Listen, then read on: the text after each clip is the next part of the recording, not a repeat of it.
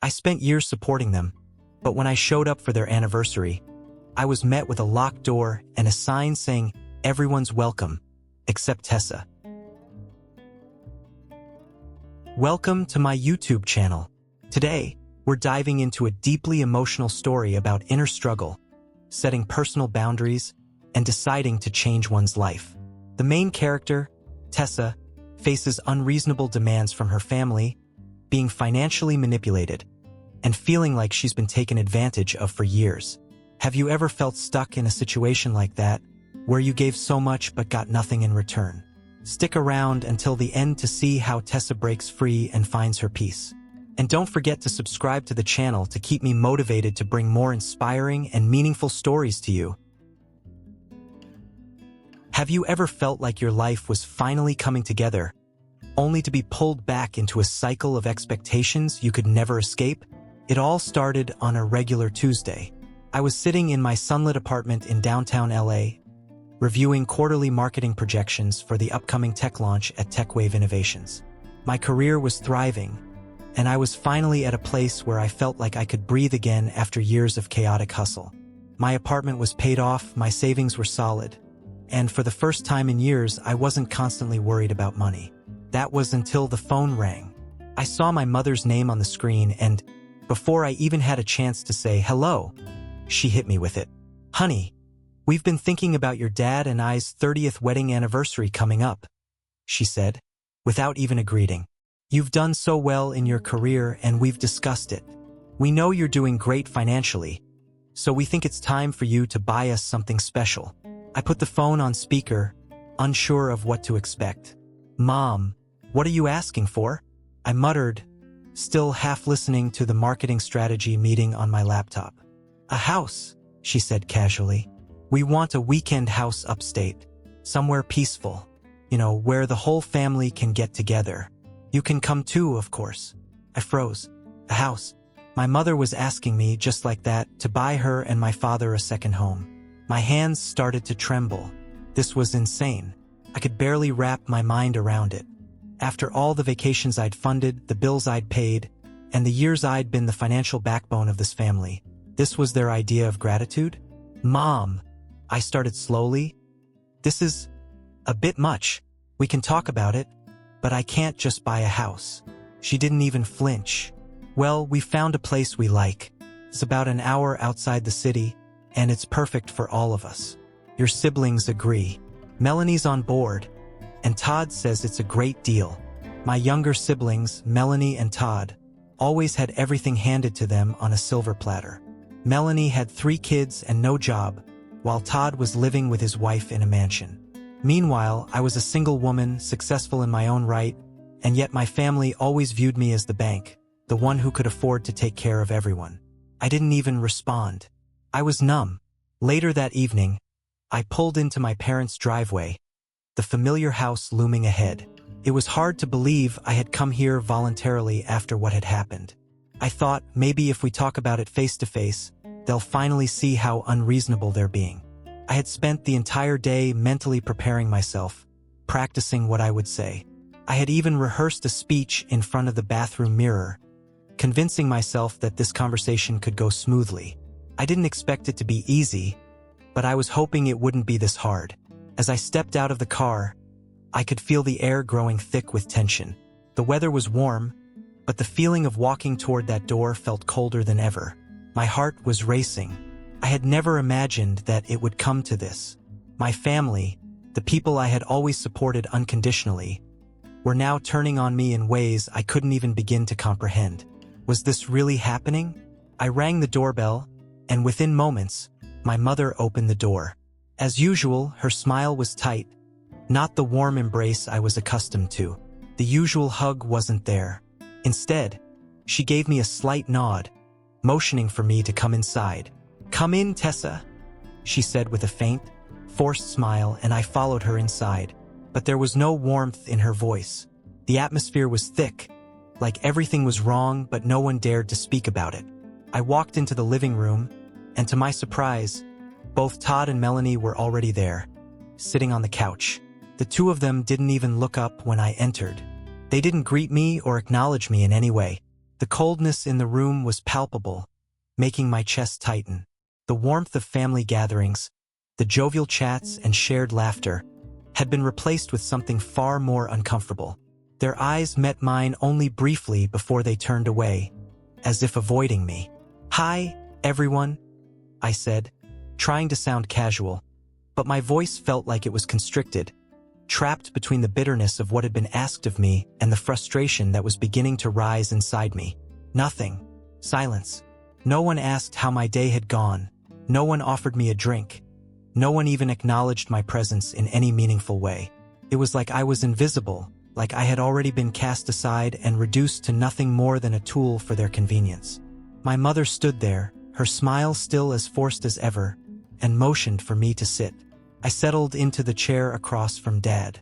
His eyes didn't meet mine either, and instead of his usual big bear hug, he gave me a brief, curt nod. This wasn't my family. Not the one I had known. Not the one I had always cared for. I felt like an outsider in my own home. I took a deep breath, my hands shaking slightly as I gripped the arms of the chair. I knew what was coming. I had been expecting this. But somehow I wasn't prepared for how it would feel. The anger that had been simmering inside me all day boiled over as Melanie spoke. "Let's get to the point," Melanie said, her voice dripping with entitlement. It made my skin crawl. "We need to talk about this house. We've all agreed it's the best way forward. It's what's best for the family." The words hung in the air like a weight, pressing down on me. My stomach churned, but I forced myself to keep my composure. "Look, I can contribute $25,000 for this gift," I said, trying to keep my voice steady.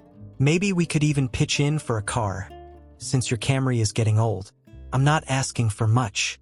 I think that's a fair compromise." I was trying to be reasonable. I was trying to find a middle ground that wouldn't leave me feeling like I had given up everything for their convenience. But their response, well, it was clear I had underestimated their sense of entitlement. Todd didn't even flinch. "We can't contribute much," he said, shrugging. "We've got kids, we have bills to pay. It's not that simple for us." His words hit me like a slap. He didn't care. He never cared. He had always relied on me to take care of everything for him, to fix his problems, to pay for his life. And yet, here he was, acting like he had his own struggles, as if he weren't the one who had it easy his entire life. "You're single," Melanie added, as if that was the key to why everything should be easier for me. "You don't have kids to worry about. You're in a better position than any of us." Her words stung more than I had expected. She made it sound like my independence and success were somehow a weakness, like they should give her the right to demand whatever she wanted from me. It wasn't fair. It wasn't right. But in her eyes, I was the one who had all the answers, the one who could always solve their problems. "We've already pitched in for our gift," she added with an air of finality, as if this was all just a formality. The silence that followed was suffocating. The air was so thick with tension that it was hard to breathe. No one spoke. The words I had prepared, the arguments I had planned in my head, all seemed to vanish. It wasn't even a conversation anymore. It was a demand, and they had no intention of listening to me. The walls felt like they were closing in on me. The family I had spent my whole life trying to please, trying to support, was now turning on me. It was suffocating, the realization that they didn't care about me. They just cared about what I could give them. I stood up, my legs feeling shaky beneath me, but I had to stand my ground. "I don't have the money for a weekend house," I said slowly, my voice tight with frustration. "I've already given you everything.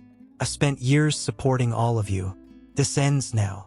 I felt the weight of my words, the finality of the moment. For the first time, I was standing up for myself, and it felt like a small victory. But it was also terrifying. The silence that followed felt like a punch to the gut. My mother's face darkened, her eyes narrowing as she stared at me. "If you don't buy us the house, I'll regret it, Tessa." Her words were like poison, a final threat, one I hadn't been expecting, but that made everything clear.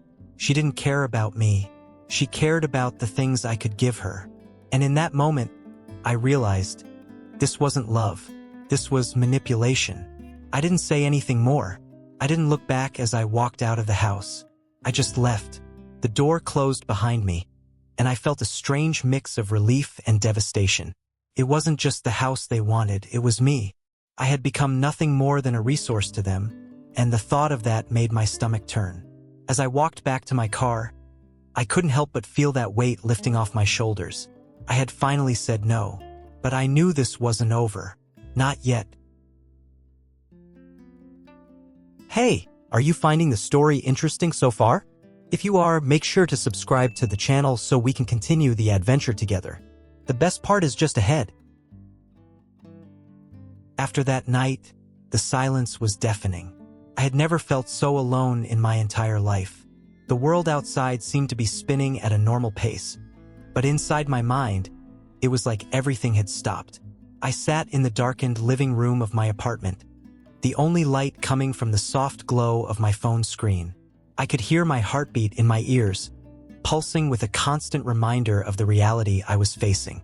The phone buzzed once, twice, then again, and I knew what it was before I even picked it up. I stared at the screen. Melanie, Todd, and Mom. The messages flooding in, the missed calls piling up, the audacity. It was overwhelming. How could they still act like nothing happened?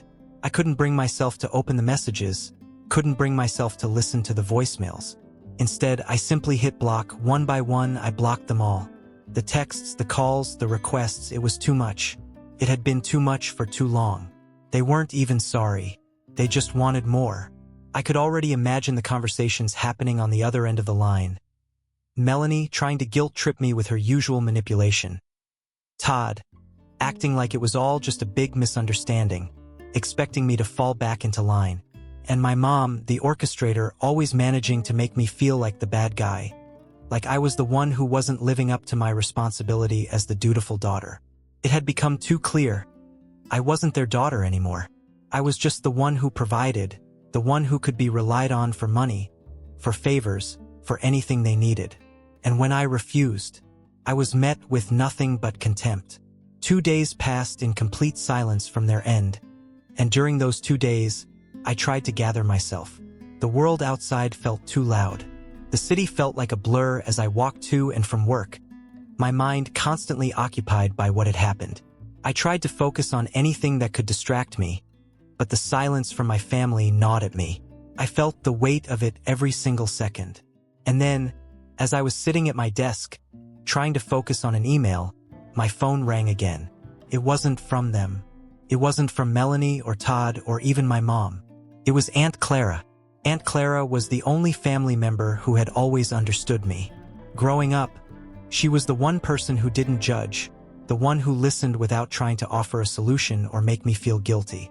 Her voice had always been a comfort to me, a calm amidst the chaos of my family. I picked up the phone, not knowing what to expect, but her voice instantly brought me back to earth. "Tessa, I have to tell you something," she said, her tone serious but kind. I felt a knot in my stomach. "What is it, Aunt Clara?" I asked, bracing myself for whatever news she had to share. "I was at your parents' house yesterday," she began, and I could tell something was wrong from the way she said it. "They've moved up the anniversary party to 4 p.m., and the invite they're sending you is a joke. They've planned it so that you'll show up late, and the door will be locked. You'll be humiliated." I froze. The phone seemed heavy in my hand, my heart racing as I processed what she said. This couldn't be real. This had to be a mistake. I whispered into the phone, barely able to speak. "Are you serious? They've been planning this for a while," Aunt Clara continued, her voice low and filled with regret.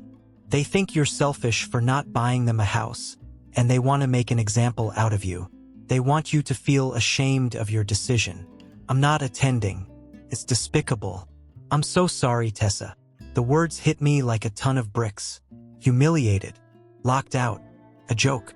The images flashed in my mind. My family inside, laughing, celebrating, while I stood outside. The door slammed in my face, the cold air biting at me as I realized what they had done, what they planned for me. I had been excluded, and for what? For refusing to let them control me anymore? I felt the bile rise in my throat, The sickening realization that my own family, had orchestrated this. They had planned to make me the villain in their little drama. And they didn't care about me. They never had. I barely heard Aunt Clara's voice in the background, asking if I was okay, but I couldn't speak. The phone felt too heavy in my hand, like a weight that was suffocating me. I hadn't expected this. This wasn't just a mistake or a misunderstanding. This was intentional. This was betrayal in its purest form. I swallowed hard, struggling to find my voice. "Thank you for telling me, Aunt Clara. I didn't know. I never expected this from them." "I'm sorry, Tessa," she said softly, her words filled with the kind of regret that only comes when someone knows their family has crossed a line. "But I can't support what they're doing. You deserve better." I nodded, even though she couldn't see me. I felt the full weight of the betrayal crashing down on me now, and I didn't know what to do with it. How could I go back to a family that saw me as nothing more than an ATM, someone they could turn to for money and resources? How could I look at them again after they had treated me like an enemy just because I refused to give them more? I hung up the phone and set it down gently, my hands shaking. What had I done to deserve this? The tears started to well up in my eyes, but I fought them back. No, I told myself, not anymore. I had been the one to sacrifice so much for them, for their comfort, for their lives. And now they had betrayed me in a way I never thought possible. I stood up, pacing around my apartment, my heart pounding in my chest. I had always done everything for them. I had always been the good daughter, the one who was there when they needed money, when they needed help. But no one had ever asked what I needed. No one had ever cared enough to listen to me. I had become nothing but a tool for their wants, their needs, and their demands. They were willing to sacrifice our relationship for a house I could never afford to buy, a house that would never replace the love I had given them, a house that would have made me lose myself. I walked over to the window, looking out at the city skyline. The lights twinkled below, and for the first time in a long while, I felt a shift inside me. I wasn't sure what the future held, but I knew one thing for sure. I would never let them do this to me again. My phone buzzed again. Another text from my mom. Another call from Melanie. But this time I didn't reach for it. I didn't need to hear what they had to say anymore. It didn't matter. I had to make a decision. And the decision was clear. My family had crossed a line, and I wasn't going to let them drag me down with them anymore. I blocked them. All of them. The next day I went into full control mode. I couldn't remember the last time I felt this determined. After the last few days of emotional turmoil, I had reached my breaking point. I was done with the guilt, done with the demands, done with being the family ATM. I couldn't afford to be this person anymore, the one who kept sacrificing her own well-being for the sake of people who would never appreciate it. It was time for me to take control, not just of my finances, but of my life. I grabbed my laptop from my desk and sat down. The apartment felt quieter than usual, the stillness almost suffocating. But it wasn't the silence that unnerved me. It was the clarity that had settled in my mind. There was no going back now. I knew what I had to do. I opened my bank account and started with the most immediate task: canceling the recurring transfers. Every month, I had been sending money, usually around $1,000, to cover my parents' utility bills. That was just the beginning. There were countless other things I had paid for over the years: vacations, car repairs, school tuition, medical bills. The list went on. Each time I said yes, each time I gave in, I lost a little more of myself. But today I was reclaiming what was mine. With every click to cancel the transfer, I felt a strange mix of relief and guilt. I wasn't heartless, but this was the only way to protect myself. I needed to draw a line. No more. Then I started to gather everything. The expenses, the things I had given them, financial support, personal loans, all the promises I had broken in order to keep them happy. I scrolled through old bank statements, digging through the years. It felt almost absurd to see the numbers laid out in front of me. I had spent over $60,000 on my family in the past 5 years. $60,000. Felt like a punch to the gut. That was my money, my life, my future I had been spending on them. But that was only the tangible part. There was also the emotional cost. The countless hours of worrying, The sleepless nights spent wondering if they were okay. The constant fear of disappointing them, no matter how much I gave. How many times had I sacrificed my own happiness, my career ambitions, my mental health for their comfort? I took a deep breath, fighting the wave of nausea that surged through me. It had been too much for too long. I had done this for years, and now I had to face the truth. I was exhausted. With a heavy heart, I printed out everything. Every transaction, every amount. The numbers stared back at me, cold and final. I placed the printed sheets into a plain cardboard box, along with the note I had already written in my mind. The note was clear, straightforward, and final. There would be no room for argument. This was it. I wrote the letter slowly. Each word felt like an act of liberation. Dear family, I had planned on giving you $15,000 for your anniversary, but instead, I'm giving you this. You've received over $60,000 from me in the past few years. This is my final gift. I will no longer support you financially. I am done. The finality of those words hit me harder than I expected. As I folded the paper and placed it on top of the pile of printouts, I realized how much this moment meant. I had finally done it. I had put myself first for the first time in my life. There was no turning back now. I stood up and grabbed the silver wrapping paper. As I began to wrap the box, I couldn't help but think about what was happening. What would they say when they read this? How would they react? My mind kept racing. Was this the right choice? Would they ever understand? But deep down, I knew. I couldn't keep going like this. I had been giving for so long, but I had nothing left to give. I had been empty for years, constantly pouring from an already depleted cup. Now I was filling that cup with something new, self-respect, boundaries, and strength.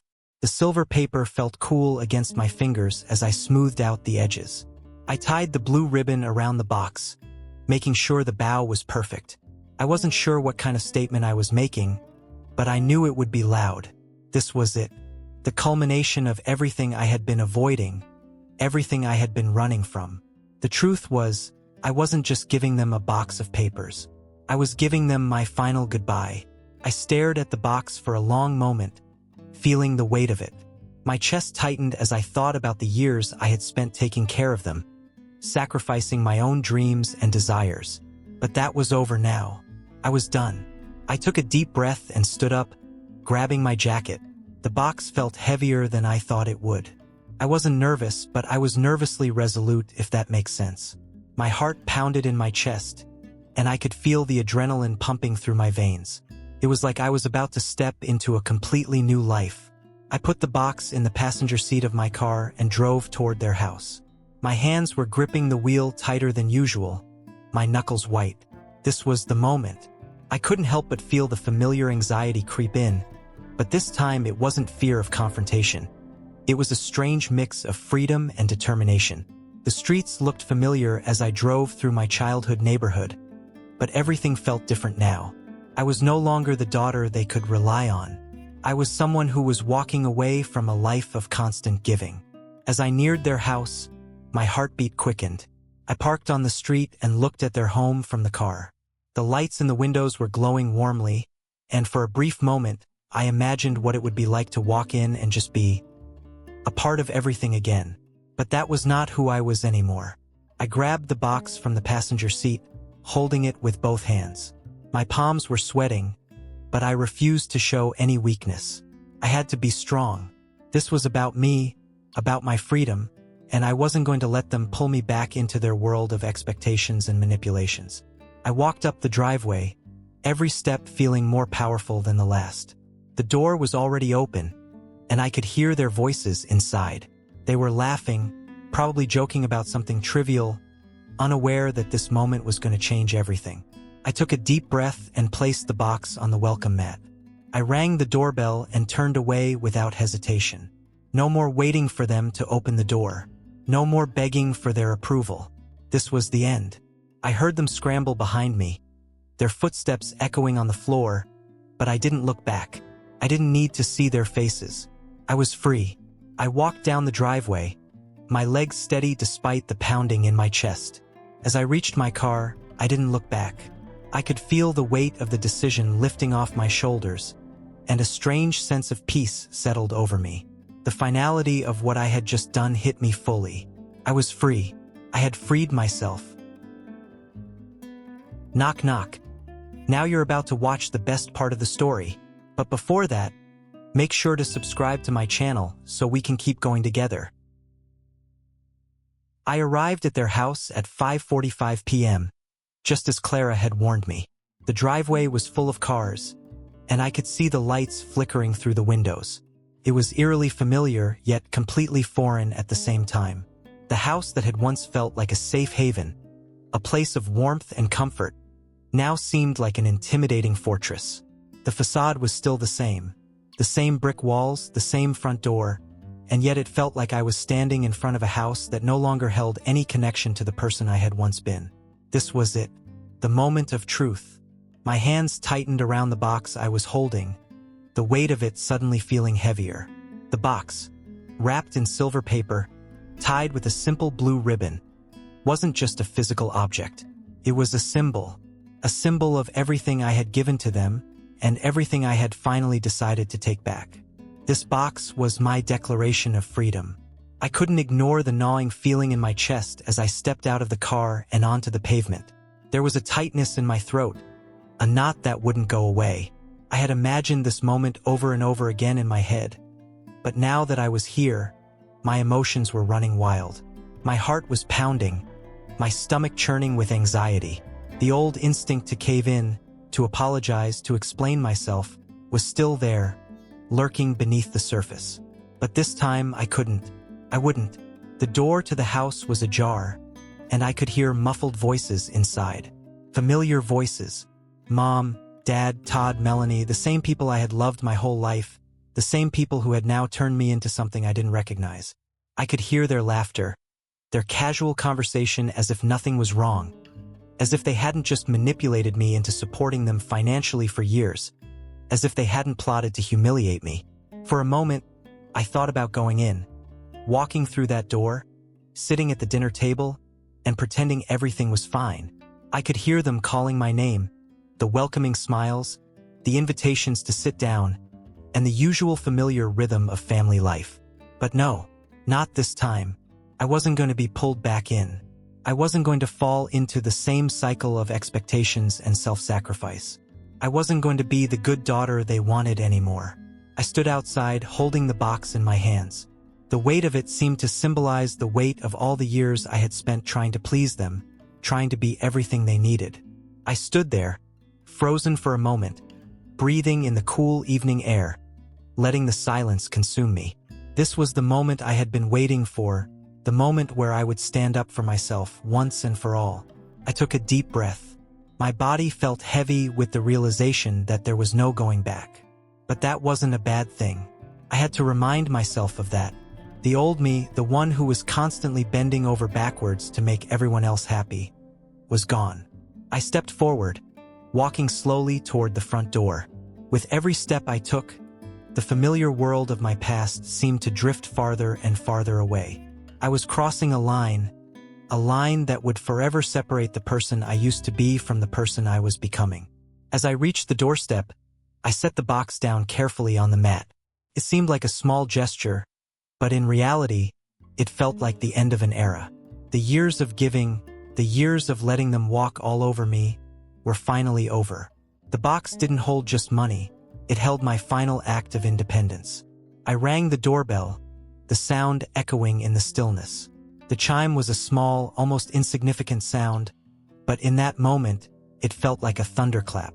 I could hear them moving inside, shuffling to the door. I could imagine them now, looking at the box with confusion, wondering what I had left for them. But there was no turning back. I wasn't waiting for them to greet me. I wasn't waiting for their apologies. I wasn't waiting for their reassurances. I had already made my decision. I turned and started to walk away, my steps slow but purposeful. This was my stand. This was me finally taking control of my life, of my choices. As I walked down the driveway, I could hear the scrambling behind me. I could hear the voices calling out, but I didn't turn around. I didn't even slow my pace. I was done. It felt surreal, almost like I was watching someone else do it, someone else leaving. But it was me. It was finally me. I had spent so much of my life trying to meet their needs, trying to fix their problems, that I had forgotten what it felt like to care about my own happiness.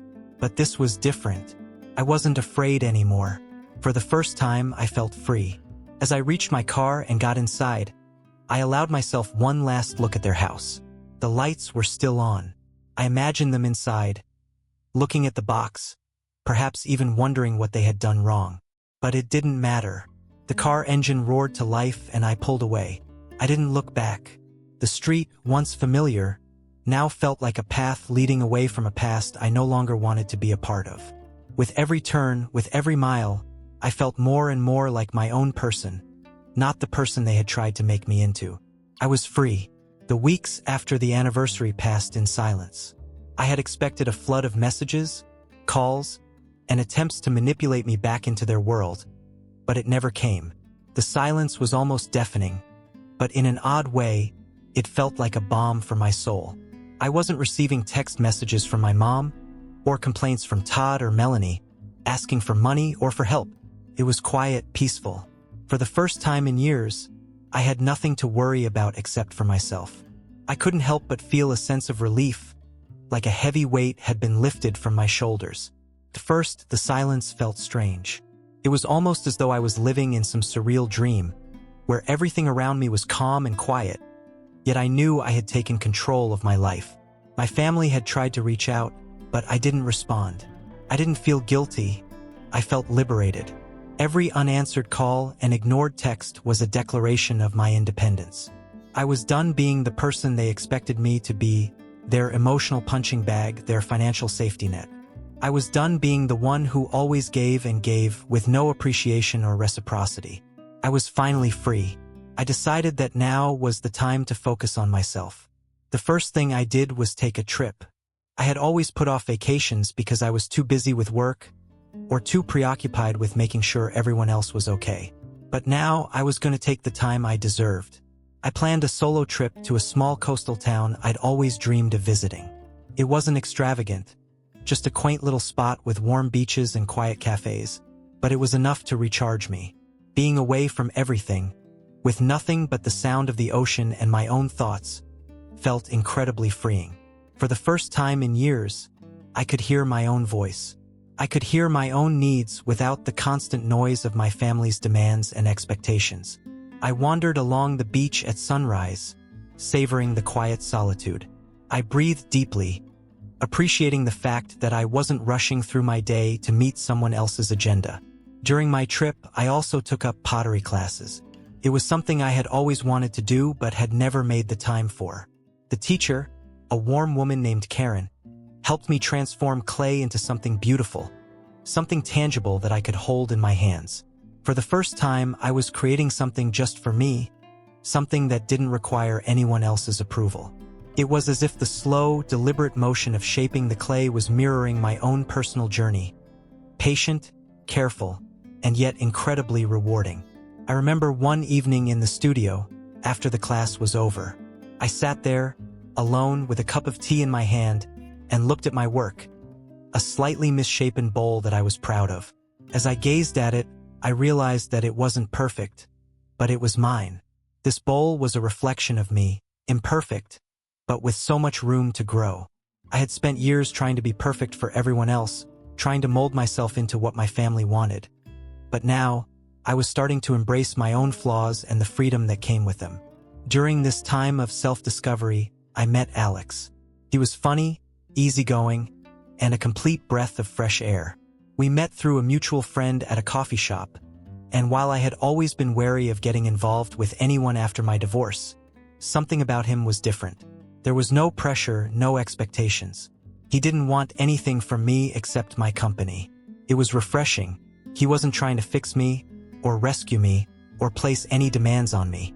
As we spent more time together, I began to realize that I hadn't really allowed myself to live freely in a long time. I had always been too focused on taking care of everyone else to even think about what I wanted, what made me happy. But with Alex, it felt like I could just be me. I didn't have to pretend to be anything I wasn't. We spent weekends going on hikes, having casual dinners at his place, and talking about everything and nothing at all. I found myself laughing again. Genuinely, without the underlying anxiety that had followed me for years. It was simple, but it was exactly what I needed. For the first time in a long time, I felt light. I even started doing things I had put off for years, like reading for pleasure, something that had fallen by the wayside during my constant efforts to make others happy. I lost myself in books, in stories that were about other people's lives, not my own. It was like reconnecting with an old friend. I started to feel the sparks of joy return, and it was all for me.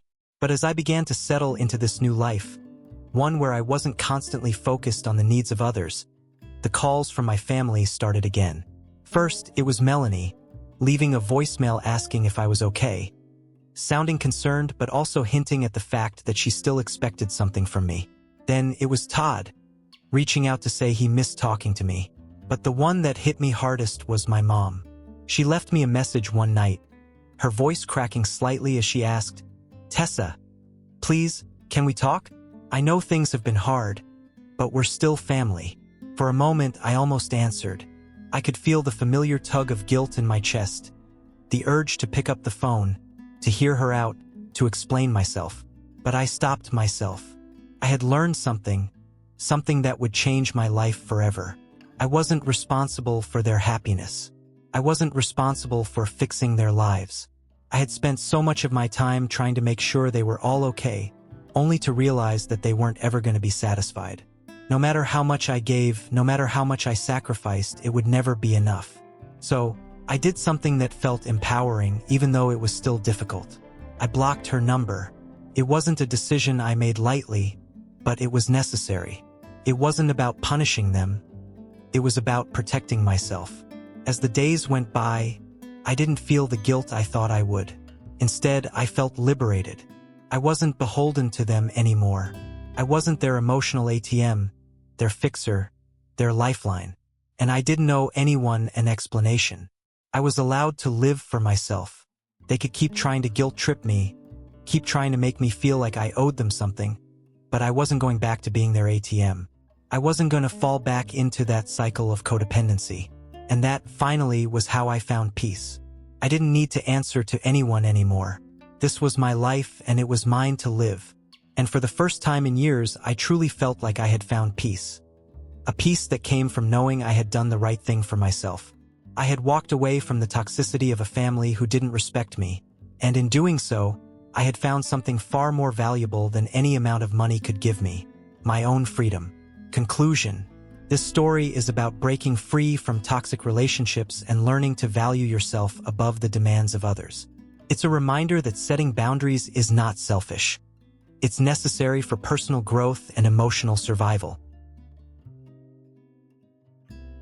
So, what do you think?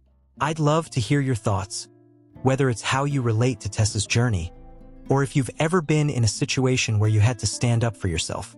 Feel free to drop your comments, reflections, or any feedback you might have below. Don't forget to like and subscribe if you want to hear more stories like this. Thanks so much for sticking with me until the end of this one. I truly appreciate it, and I can't wait to share the next chapter with you.